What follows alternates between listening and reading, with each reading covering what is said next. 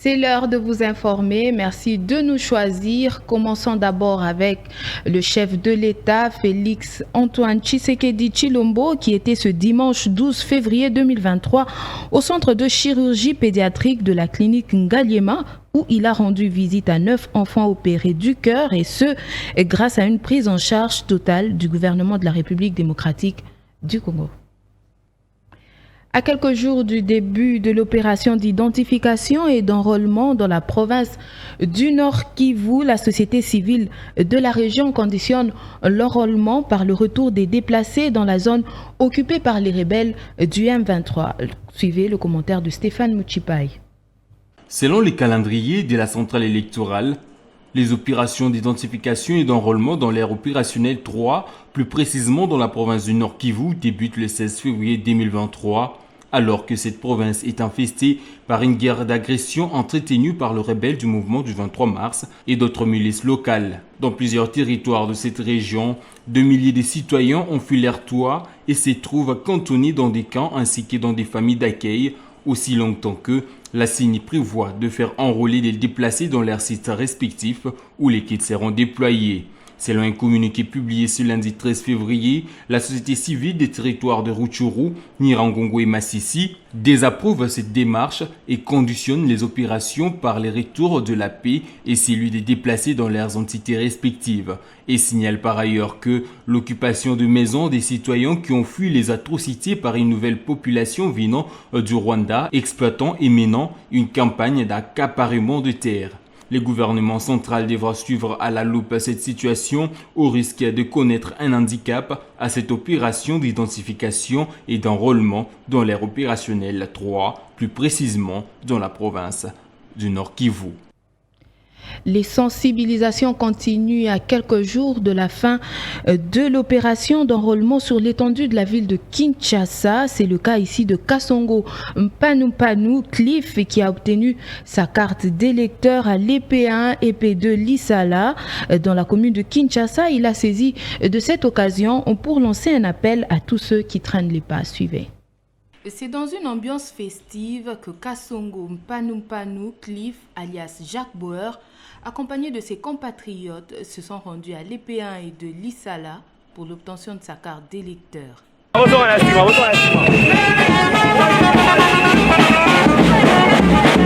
Arrivé sur les lieux, le concerné a été accueilli par les agents de la CENI qui l'ont invité à remplir quelques formalités, signalant que c'est ici que Kasongo Mpanou a fait ses études primaires. Devoir civique accompli, au sortir de la salle, Mpanou Cliff n'est pas resté silencieux. Il a profité de cette occasion pour lancer un vibrant appel à sa base, maman, papa, jeunes et vieux de la commune de Kinshasa, à faire comme lui. Nous avons un devoir pour aider la population congolaise à Kasavubu.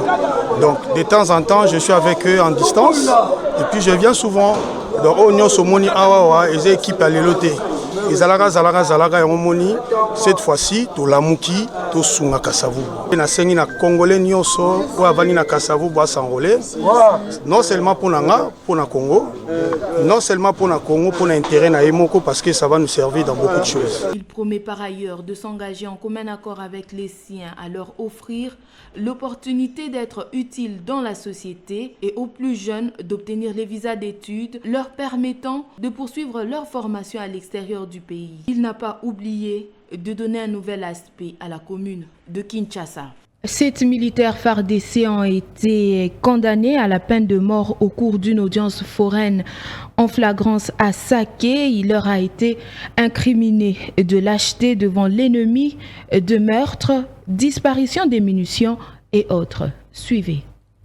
Tous les prévenus sont condamnés à la peine de mort. Voilà la décision rendue publique ce samedi 11 février 2023 à Saké par le tribunal militaire garnison de Goma à l'issue d'une audience foraine de flagrance contre 7 militaires des FARDC. 4 préventions ont été retenues à charge des prévenus. Il s'agit notamment de meurtre, lâcheté, coups et blessures volontaires aggravées, ainsi que la dissipation des munitions de guerre fait commis le 9 février dernier à Mubambiro par ces prévenus.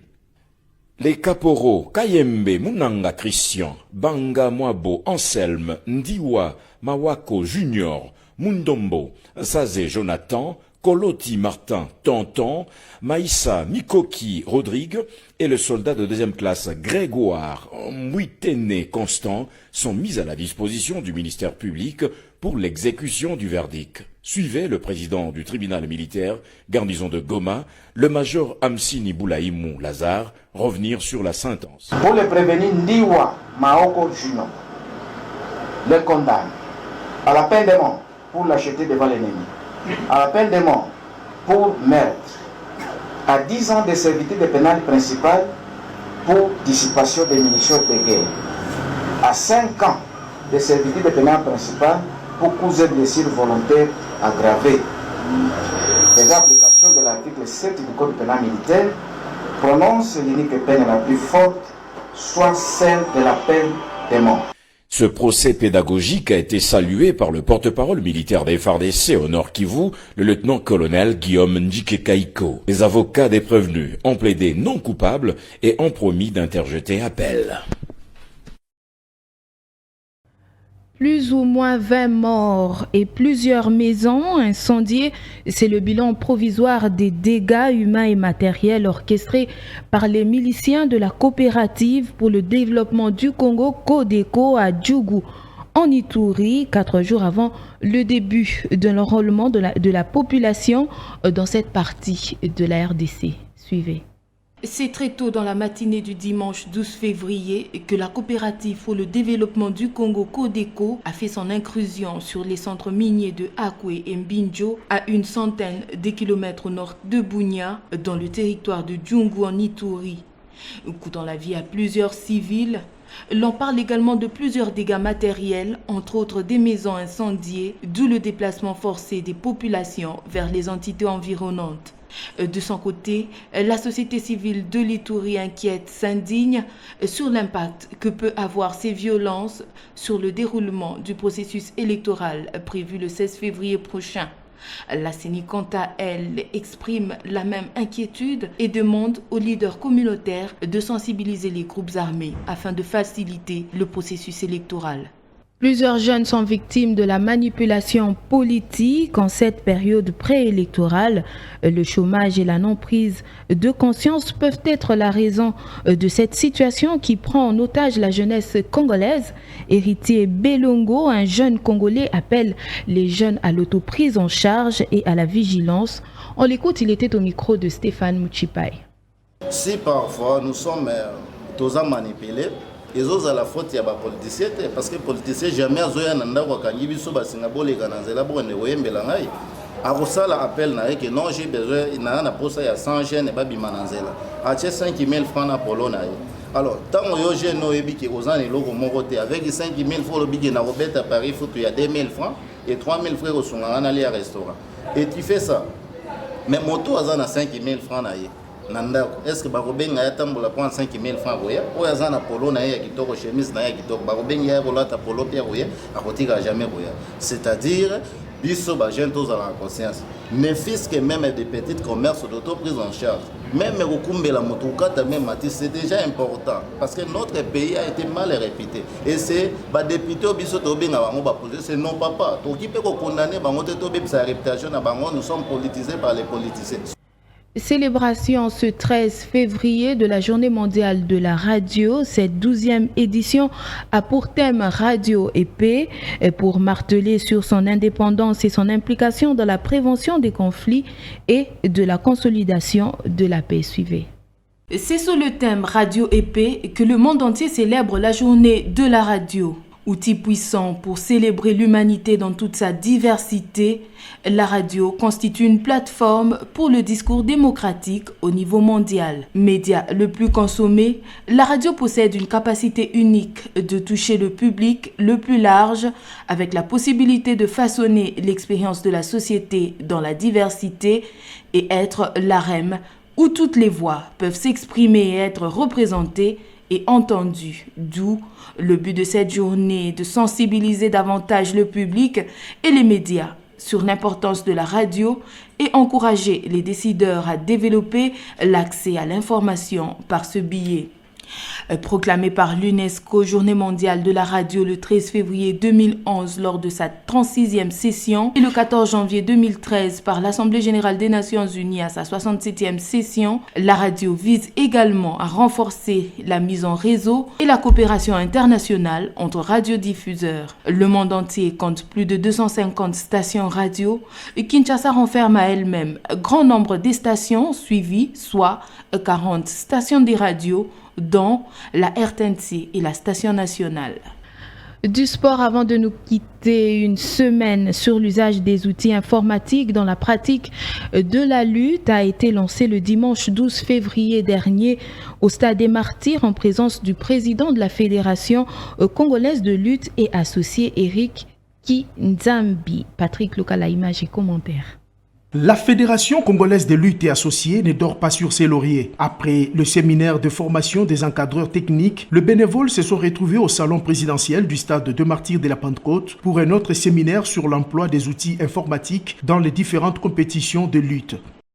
On a commencé aujourd'hui une formation pour les bénévoles de section IT.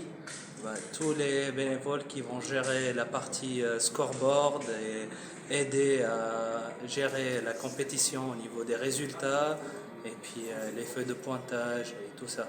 IT, c'est Information Technology en anglais et puis c'est tous les outils informatisés. Donc, tout ce qu'on a besoin pour la compétition, au lieu d'on utilise la paperasse, on utilise les ordinateurs pour tout gérer.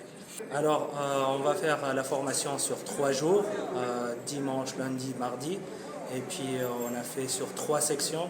Première section, on a fait aujourd'hui les informations générales, comment faire un environnement de compétition, comment préparer le matériel, les ordinateurs. Et puis demain, on va faire comment créer une compétition, comment créer les matchs, faire le tirage au sort. Et le 3e jour, ça serait le scoreboard, comment mettre les points, gérer le temps et puis mettre les résultats finaux des matchs. Lors de la première journée, l'expert de la Fédération mondiale de lutte s'est basé sur les informations générales sur la nouvelle technologie dans les différentes compétitions de la discipline. Pendant que certaines fédérations dorment, la FECOLITA s'organise à tous les niveaux en vue d'une participation honorable aux prochains Jeux de la francophonie qui auront lieu du 28 juillet au 6 août de cette année en cours en République démocratique du Congo. En compétition interclub de la CAF, les 3 clubs congolais ont effectué leur première sortie en phase de groupe à la Coupe de la Confédération. Le week-end dernier, le tout-puissant Mazembe Anglebert de Lubumbashi a battu le Real de Bamako à Kamalondo sur le score de 3-1.